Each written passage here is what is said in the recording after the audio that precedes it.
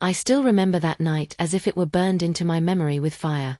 It began quietly, the kind of ordinary evening that makes you think nothing of it. Just me, my laptop, the soft hum of my heater, and the faint glow of streetlights through the window. I was scrolling aimlessly, the kind of scrolling where your brain is numb but your fingers won't stop moving, when I heard it. A subtle noise, almost imperceptible, came from the corner of my bedroom, where the old closet stood. At first, I froze, telling myself it was just the wind brushing against the windowpane, or maybe the pipes settling in the cold night air. But then it came again, a low, deliberate rustle, like something inside the closet was shifting, waiting, watching. My pulse skipped. My fingers tightened around the edge of the laptop. I whispered to myself, "It's nothing. Just your imagination." Curiosity, however, proved stronger than fear. I slowly pushed myself off the bed, each movement deliberate, silent, as though making a sound could summon something unknown. My heart thumped like a drum in my chest as I approached the closet, my breath shallow. The closer I got, the more I felt an odd warmth in the air, almost like the room itself was alive, waiting for me to cross a line I hadn't yet understood. With a trembling hand, I pulled the closet door open. Dust motes floated in the weak light, and the familiar sight of hanging coats and old boxes greeted me. And yet, something was different. A small, ornate mirror had appeared at the back, leaning against the wall. Its frame was carved with symbols I didn't recognize, intricate patterns that seemed to shift when I looked directly at them. It glimmered faintly, catching the dim light of my lamp in a way that made the edges of reality blur. I reached out, hesitating for a heartbeat before letting my fingertips brush the surface. The moment I did, the world tilted. My legs felt unsteady. The floor seemed to ripple under me. Panic shot through my veins. I stumbled backward, tripping over the edge of the rug and landing on my knees. I looked up, and the reflection that met my eyes was, not mine. It was me, yes, but not me. The features were softer, more delicate, almost ethereal. My cheekbones were higher, my lips fuller, and my hair, long, silky, cascading in a way mine never had, framed a face I didn't recognize as my own. My chest tightened, breath caught. I reached up to touch my face, as if physical confirmation could reconcile the impossible sight. But the reflection moved in perfect synchronization, eyes wide with a mixture of shock and challenge, as if daring me to understand. I collapsed onto the bed, trembling. My thoughts raced uncontrollably. This can't be real. I must be dreaming. Maybe I passed out at my desk. But when I pinched myself, pain reminded me it was real. When I spoke, my voice came out higher, lighter, unfamiliar. Panic gripped me like an iron fist. What is happening? I whispered, the sound almost musical in its unfamiliarity, and then I noticed it. A small inscription etched into the frame of the mirror, "Not all truths are given. Some must be discovered." I blinked. The words seemed to pulse, almost alive. My mind spun. Was this some kind of prank? A hallucination? Or had I stumbled into a world that existed parallel to mine, one I wasn't meant to enter? Fear mixed with a strange, magnetic curiosity. My hands shook as I ran them along the mirror's surface, feeling a warmth that was impossible for glass. My gaze returned to the reflection, studying the delicate arch of eyebrows, the curve of the jaw, the smooth, pale skin that seemed to glow faintly. I tried to speak, asking questions aloud. Who am I? But no answer came, only the mirrored version of myself staring back, calm, almost knowing. Hours, or maybe minutes, time seemed irrelevant, passed as I explored the room in this altered perception. Every object seemed imbued with significance. Clothes in the closet whispered possibilities, accessories beckoned silently, the mirror itself seemed to pulse with expectation. I touched a silk scarf, letting it glide through my fingers, and imagined how it would feel draped around my shoulders. I picked up a pair of heels, staring at their slender elegance, and for a moment, I imagined walking through a city street in them, every step a statement of power and vulnerability combined. A small thrill began to coil in my chest, inextricably tied to fear. Each reflection, each texture, each imagined scenario made me aware of possibilities I had never considered. I was discovering not just a hidden identity, but a hidden part of myself. Something raw, untested, fragile, yet tantalizingly powerful. I experimented with gestures, testing how my body moved in this new form. Twisting at the waist, letting my hair fall over my shoulders, tilting my head just so. Each movement seemed to reveal a different version of me, and I realized with a jolt that I could lose myself in these private experiments, lose myself and find myself simultaneously. At one point, I sank to the floor, legs tucked under me, just watching. The mirror seemed to watch back, patient, insistent. I realized that this identity wasn't an accident or a trick. It was deliberate, placed here for me to discover, to explore, to claim if I had the courage. By the end of the night, exhaustion mingled with exhilaration. My heart was still racing, adrenaline leaving me trembling in a way I hadn't felt since, ever. And in that trembling, I felt a spark of something new. Fear was there, but it was joined by curiosity, by desire, by the first flicker of recognition that life as I knew it had shifted irreversibly. I fell asleep staring at the mirror, half afraid to close my eyes. And when I did sleep, the reflection seemed to linger in my dreams, reminding me that some doors, once opened, cannot be closed. The night had shown me a hidden identity I hadn't known I possessed, and I knew, that discovering it fully would demand everything I had, and more. The morning after that night, everything felt heavier. I woke up in my bed, wrapped in blankets that smelled faintly of laundry detergent, and for a split second, I almost believed it had been a dream. But the mirror across the room reminded me otherwise. My reflection greeted me, softer, more delicate, impossibly unfamiliar, and my chest tightened with a mixture of fear and fascination. I dressed carefully, testing how each piece of clothing clung to my new body. A soft blouse, a skirt that swished with each step, shoes that pressed my toes in ways that were both painful and exhilarating. Every movement felt like learning a new language. Sitting at the breakfast table, even picking up a spoon, I noticed the shift in my posture, the delicate curve of my fingers, the subtle weight of my body in ways I had never felt before. Stepping outside was terrifying. The streets were alive with their usual chaos, cars honking, people chattering, dogs barking. But my perception of them had changed. Each glance felt amplified. Strangers' eyes lingered, whispering behind hands or tilting their heads in curiosity. I felt exposed in a way I had never known. My steps faltered, my mind screamed at me to turn back, but I pushed forward, gripping my bag tightly, every fiber of my being aware that I was no longer invisible. At work, the world became a minefield. Emails I typed felt strange. The tone, the choice of words, even the small gestures I made while speaking in meetings carried a different energy. My co-workers looked at me differently. Some didn't know how to respond, their expressions a mixture of confusion and curiosity. One colleague, a man I had always respected for his casual friendliness, avoided my gaze entirely. Another whispered to someone across the table, laughter muffled but unmistakable. I stumbled through conversations, constantly second-guessing myself. When I tried to joke, the words sounded foreign in my mouth.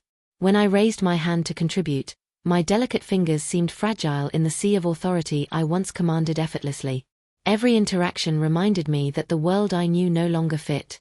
I was a visitor in my own life, trapped in a body that drew attention whether I wanted it or not. Even simple errands became complicated. Grocery shopping, once a mindless chore, now felt like a test of my composure. I noticed the way the cashier's eyes lingered, the way other shoppers glanced, curious or judgmental. Every trip outside was a negotiation with fear. I learned quickly to move gracefully, to soften my gestures, to modulate my voice. But the effort was exhausting. By the time I returned home, my muscles ached, and my mind was frayed from constant vigilance. Despite the exhaustion, there were moments of undeniable fascination. Passing a mirror in a hallway, I caught a glimpse of my reflection and couldn't stop staring. The way light fell on my hair, the curve of my cheek, the subtle sway of my body, all of it was mesmerizing. I began to experiment subtly, shifting my weight, adjusting my posture, testing the power I had without realizing it. Each tiny victory, each subtle control of presence, gave me a spark of confidence I had never known. At home, I started keeping a journal. Not just a record of events, but a way to map the emotional terrain I was navigating.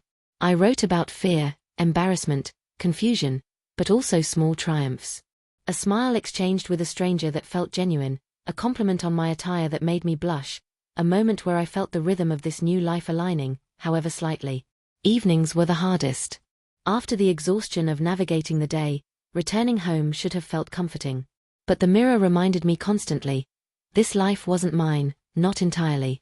I would sit, cross-legged on the floor, running my hands over fabrics, adjusting accessories, practicing expressions, trying to reconcile the person I was with the identity I had been forced, or perhaps invited, to discover. Sleep offered no escape. Dreams blurred into reality, sometimes showing my old self, sometimes the new. I woke in cold sweats, my reflection silent but insistent. And yet, in those moments, I realized something profound. I was learning. Learning to inhabit this new body, this new life, this hidden world that now intersected with my old one. Friendships began to feel complicated. People I had known for years now looked at me with suspicion or surprise. Invitations felt loaded with anxiety. Casual conversations became psychological exercises in control and adaptation. Could I maintain the relationships I valued without revealing too much? Could I exist in both worlds without fracturing myself? There were moments of inadvertent revelation, too. A coworker asking if I had changed my hairstyle, a friend remarking on the new energy I carried, a stranger on the street giving a smile that lingered longer than it should. Each small interaction reminded me that the world perceived me differently, and that difference carried power, danger, and responsibility all at once. By the end of the week, exhaustion was paired with a strange sense of mastery. I wasn't fully comfortable, far from it, but I had learned subtle strategies. The tilt of my head, the cadence of my voice, the slight sway in my hips, I could control perception, to an extent. I realized that living between these two worlds was no longer just about survival. It was a test, a challenge, a crucible forcing me to learn, adapt, and perhaps discover strengths I hadn't known existed. And beneath all the fear, embarrassment, and tension, a spark of something daring began to grow. Maybe I could navigate this new existence. Maybe I could find power, identity, and even joy in this hidden, intersecting world. But the truth remained, every day was a gamble, every glance a potential revelation, every step outside a challenge I had never imagined facing. The night had fallen like a velvet curtain, wrapping the city in shadows, and for the first time since my transformation, I felt the luxury of privacy. The apartment, once a simple, functional space, had become my sanctuary, my laboratory, my confessional. Locking the door behind me, I allowed myself to breathe fully, unafraid of the outside world and its piercing eyes. For the first time, I could explore this new identity without judgment, without interruption, without fear of immediate consequence. Standing in front of the full-length mirror, I studied myself as one might examine a delicate painting, tracing every curve, every line, every subtle shimmer of skin. My hair fell like a waterfall over my shoulders, catching the soft lamplight in a way that made it look almost liquid. I ran my fingers through it, the strands slipping silkily between my fingertips, and marveled at the sensation. This was not my body, yet every nerve ending seemed to awaken as if I had always belonged here. I began experimenting with posture first. The way I held my shoulders, the subtle arch of my back, the tilt of my chin, it all seemed to alter not just my appearance, but the way I felt. With each adjustment, I felt a small surge of confidence. Each gesture taught me something new about the space I occupied. I moved my hands deliberately, testing the elegance of a gentle wave, the grace of a small point, the delicate touch of fingertips brushing against the mirror. Next came the clothes. I had avoided this for fear of overstepping, of looking foolish, but now curiosity won. I selected a soft blouse and a flowing skirt from the racks, feeling the textures against my skin.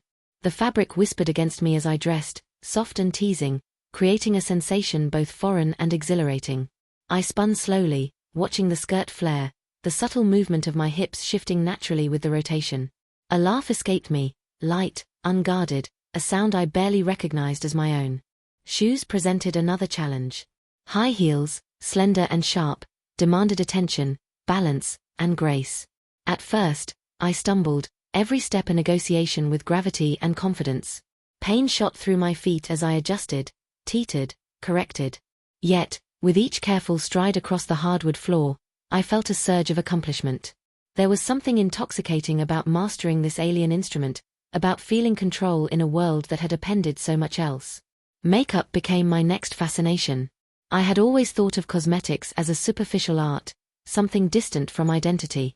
But now, each brush, each sweep of color, each gentle contour seemed to unlock a different dimension of expression. I experimented endlessly, blending, highlighting, darkening, adjusting. A sweep of eyeshadow could make my gaze softer or fiercer. A touch of blush altered the way my cheekbones spoke. I spoke to my reflection aloud, testing expressions, watching how subtle changes could completely redefine perception. Then came the voice. I spent hours whispering, testing pitch, tone, cadence. My natural voice was gone, replaced by a softer, higher, more melodic resonance. It startled me at first. Hearing my own words in that tone was disorienting, even frightening. But gradually, I learned to modulate it, to express strength, humor, curiosity, or command without betraying the delicate balance I had discovered. Speaking aloud became a performance, yet also a revelation of capability. Even gestures carried weight. A tilt of the head, a sway of the hips, a flick of a hand, all conveyed more than words. I practiced in front of the mirror endlessly, adjusting, correcting, learning. Every motion, every stance, became a lesson in presence, in power, in subtlety. I began to realize that identity was more than appearances. It was rhythm, expression, and energy that radiated outward, shaping perception. Curiosity gradually gave way to experimentation. I tried different personas within my own private space. The playful flirt, the thoughtful thinker, the confident socialite. Each persona revealed a different facet of myself, a hidden layer of possibility I hadn't imagined. In these quiet hours, I was not just discovering a hidden identity. I was creating it, shaping it, molding it with care and daring. Yet fear lingered. Even in privacy, my mind returned to the outside world, to the implications of discovery. Could I sustain this identity in public? Would I be rejected? Judged? Misunderstood? The questions gnawed at me. And yet, they could not overcome the thrill, the exquisite fascination of becoming someone simultaneously familiar and foreign. By the end of the night, exhaustion mingled with exhilaration. My fingers ached from constant movement, my eyes stung from hours of focused attention, but a new sense of possibility thrummed within me. I had discovered not just an identity, but a set of tools, physical, emotional, expressive, with which I could navigate a world that no longer seemed entirely hostile. I collapsed on the bed, staring at my reflection one last time before sleep claimed me. The figure in the mirror looked back, patient and inscrutable. I understood, finally, that this was no longer just a secret, it was a promise. A hidden identity had been revealed, and it was up to me whether to embrace it fully, cautiously, fearfully, or with daring abandon. And for the first time, I felt a glimmer of anticipation, not fear, not confusion, but a subtle, steady excitement at the possibilities awaiting me beyond the safety of the apartment walls. I had crossed the threshold. The hidden identity had been discovered, and my journey was only beginning. The first morning I decided to venture outside fully as my new self. My body trembled with a mixture of fear and anticipation. The apartment felt smaller, familiar, yet constricting, as though it were a cocoon I was finally ready to leave. I adjusted my blouse, smoothed down my skirt, and took a deep, steadying breath. The door clicked behind me, and the world beyond awaited, vivid, indifferent, and unrelenting. Stepping onto the street, the city seemed alive in a new way. Every sound, the distant roar of traffic, the chatter of passers-by, the echo of my own heels on the pavement, felt magnified, urgent. Every glance from strangers felt like it carried weight, curiosity, judgment, or admiration. I forced myself to walk steadily, my shoulders squared, my head held high, every step a lesson in grace and presence. The first obstacle appeared almost immediately. A group of people waiting at a crosswalk stared, subtle whispers passing between them. My pulse quickened. I felt a moment of panic, an impulse to retreat, but instead I adjusted my posture, let my fingers rest lightly on my bag, and forced a calm smile. The group's attention lingered for a second longer than I was comfortable with, then moved on. Relief washed over me. Coffee shops became the first arenas for experimentation. Ordering a drink, I modulated my voice to be soft yet confident. "A latte, please," I said, allowing my eyes to meet the barista's. She smiled, a brief but genuine expression that warmed my chest. The interaction, mundane in any other context, felt revolutionary. For the first time, I was visible, not as a shadow of my former self, but as a presence commanding subtle attention. I tested social cues carefully. A casual laugh, a tilt of the head, a flick of the hair. Small gestures that now carried meaning I had never known before. The world responded in ways that were at once thrilling and terrifying. Compliments were electric, smiles were intoxicating, and even small missteps, heels clicking too loudly, voice faltering, brought lessons in adaptation. Each encounter was a negotiation between fear and daring, embarrassment and discovery. Weekends became my laboratory. Public spaces transformed into stages where I could perform, observe, and refine. Parks, boutique shops, libraries, I experimented with different outfits, personas, and interactions. Sometimes, I played the confident socialite, laughing with strangers in a cafe. Other times, I became contemplative, letting my expression convey introspection while observing how people perceived me. Every interaction taught me something: the power of presence, the subtlety of gestures, the rhythm of voice and movement. Strangers' reactions fascinated me. A nod from a passerby, a smile from someone behind a counter, the way conversations shifted when I entered a room, all became data points in my understanding of this new life. I discovered that attention could be gentle or intrusive, fleeting or lasting, and that how I responded determined whether it empowered or unnerved me. I felt a thrilling control, a newfound agency in navigating public spaces. Evenings were opportunities for reflection. Returning home after long hours, I would stand before the mirror, replaying moments in my mind, analyzing successes and mistakes. The balance between fear and excitement became a rhythm I learned to anticipate. I understood now that empowerment wasn't simply stepping outside. It was mastering the internal dialogue, controlling posture, voice, gestures, and emotions simultaneously. Small victories accumulated quickly. A compliment on my outfit sparked pride rather than panic. A stranger holding the door, making casual conversation, or offering a smile reinforced confidence rather than fear. I began to inhabit this new identity fully, not hiding in shadows, not apologizing for presence, but asserting existence. Each success bolstered the next, creating a cascade of empowerment. Yet, anxiety remained a constant companion. Every glance, every whispered comment, every unexpected interaction could unravel the delicate balance I had created. I had to remain vigilant, aware, and adaptable, constantly calibrating my behavior to navigate the complex social web. But even with the tension, the thrill of mastery was intoxicating. By the end of the first month, something had shifted fundamentally. I no longer felt like a stranger in this body, in this identity, in this hidden world. I had learned to inhabit it, shape it, and wield it subtly. Public spaces, once intimidating arenas, had become stages where I could perform, experiment, and even thrive. Confidence, once foreign, now pulsed within me with each step, each glance, each interaction.